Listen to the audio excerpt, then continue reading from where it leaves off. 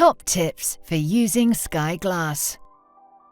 As you're getting to know your Sky Glass, here are some top tips to try out. Say, "Hello Sky," to use the built-in hands-free voice control and go directly to what you're looking for. Hello Sky, TV Guide. Hello Sky, Home. Ready to get back to recent channels, apps, or shows? Scroll left on your home screen to see your recent activity. This is also where you'll find all the devices you have connected by HDMI.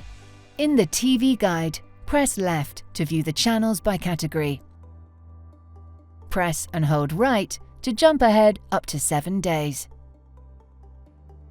While you're watching live TV, you can see information about what's on now and next. Scroll up and down to see what's on the next channels in the TV Guide. Or enter a number to see what's on that channel. Distracted while watching TV? Use the play and pause button to pause what you're watching. To rewind what you're watching, press left. And to fast forward, press right. Press again to speed up. And when you want to watch again, just press play. To skip to a particular part of a show, press and hold left to move backwards or right to move forwards. If you're watching TV late at night, you can select Night Mode.